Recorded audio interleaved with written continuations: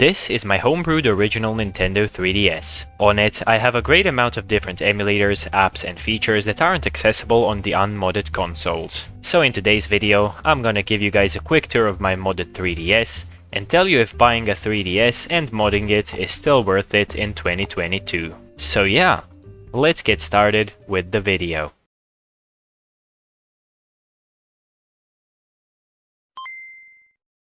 The first thing I wanted to talk about is what homebrewing your 3DS actually does. Homebrew is basically an unofficial piece of software that lets you run a great amount of 3DS apps, both official and unofficial. This console is running Luma 3DS, which is the best 3DS custom firmware out there, and custom firmware basically replaces the 3DS's original firmware with a modded one that lets you boot into the Homebrew launcher. If you too want to mod your console, I recommend following one of many YouTube video tutorials. You'll just have to make sure that you find the correct tutorial for your 3DS's firmware version and follow the steps carefully to avoid breaking your system. And now that we got that covered, let's talk about the apps that you get with custom firmware. The first app is the previously mentioned Homebrew launcher, which is a file browser and app launcher that lets you boot into .3dsx files that you previously placed on your SD card. Some 3DS apps can only be accessed through the Homebrew launcher, but others can also be installed directly on the console, which is where FBI comes in. With FBI, you can install any .cia file that you previously put on your SD card,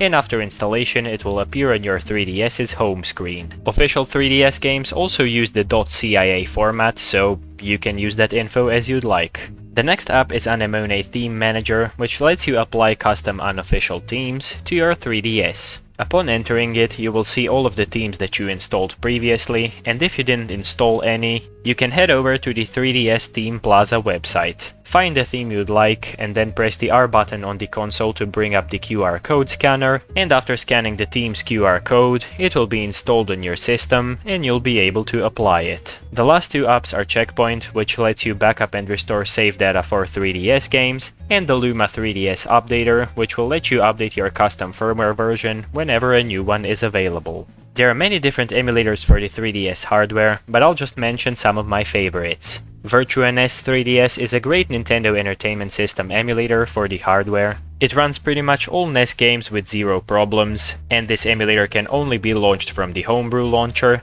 and same can be said for SNES 9X, which emulates Super Nintendo games. Daedalus X64 is an actual N64 emulator for the 3DS. The games don't run the greatest and most of them are unplayable, but there are a few titles that play at quite enjoyable speeds. The 3DS's hardware is severely underpowered for N64 emulation, so it is pretty awesome that someone managed to make it work. A few more honorable mentions are Red Dragon 3DS, which is a fully fledged Virtual Boy emulator, Z26 3DS for Atari 2600 games, Poké Mini 3DS for Pokemon minigames, and of course Vice 3DS, which is an actual fully fledged Commodore 64 computer that runs on the 3DS. You can also use injectors, which are apps built for the PC, and with them you can inject Game Boy and Game Boy Color ROMs into the 3DS, and they will appear as separate virtual console games. And the cool thing about it is that they will feature full artwork and titles.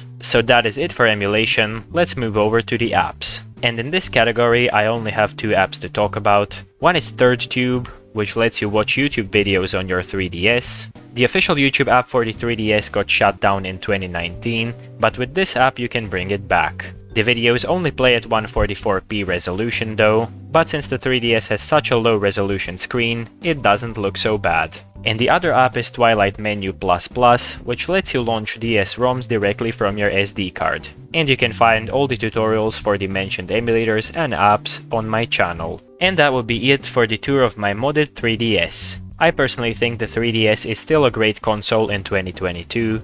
It has an amazing library of games and software, and if you want to get into Nintendo games or just have a portable console that is great at emulation, the 3DS is a great entry point. You could argue that it is better to get the $200 Switch Lite, but that console can't be modded. So it is impossible to get all the features that 3DS custom firmware offers on there. You can regularly find used 3DSs for about $50, and I believe Nintendo still sells the 2DS XL brand new in store, which is also a great console. If you have any questions, make sure to leave them in the comments below.